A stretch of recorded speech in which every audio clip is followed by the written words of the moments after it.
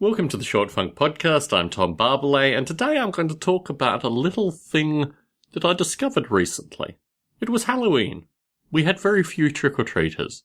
My wife and I decided to go upstairs and have a long, extended conversation, which was actually rather nice. Part of this is associated with my reflections on Californication and just how much time I really need to be spending with my wife. A topic came up that I thought I already knew about, but I really didn't know at all. And that was that my wife has an interest in anime. I've never really taken anime too seriously. I've known people that have liked it. But my wife is talking about actually getting more interested in anime. Collecting books, DVDs, spending more time with the form. And this was something that really interested me because I realized this could potentially be a hobby that my wife and I could share. My wife is very good at building model rail structures. She's certainly very sympathetic in meeting folks associated with model rail radio. Less so associated with artificial life, but, occasionally. Occasionally it works out.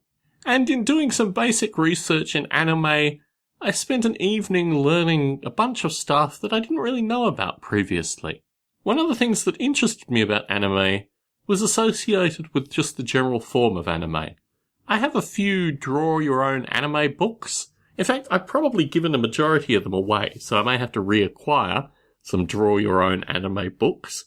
But one of the things that interests me is it's a relatively simple graphical methodology. I mean, obviously it's not three-dimensional, but also how programmatically it can be offered to describe a variety of situations which are relatively complex, but do it in a simple graphical form.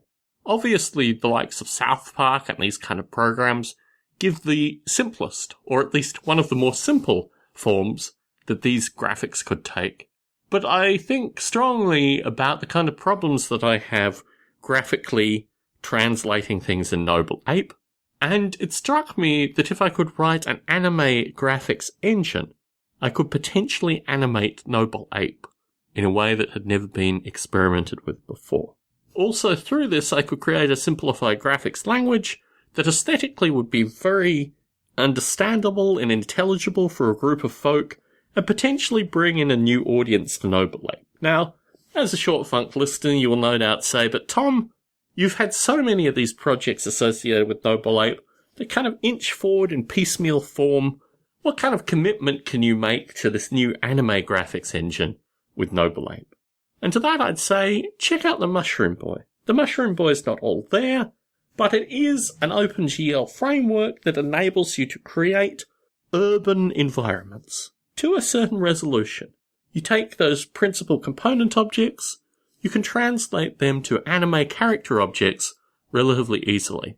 Also, I'm creating a JSON interface currently that enables a relatively well-documented, well-used data format to be native in the Noble Ape environment.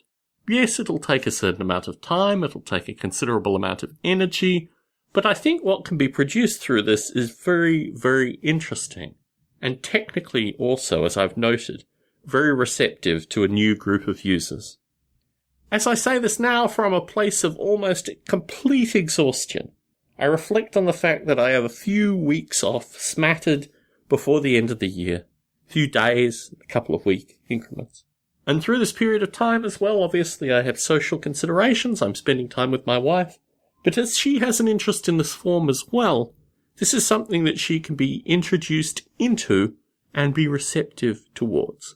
It also enables a certain degree of narration. Because this form already has a strong subtitle element, there are ways in which you can convey information that an existing group of users are receptive to. And in this light, I think this is actually quite an interesting idea that is certainly worthy a little bit of demo work to see what comes out. More in ongoing Short Funks, but I just wanted to float this with the Short Funk listenership. Tom Barbalet in San Jose, signing out.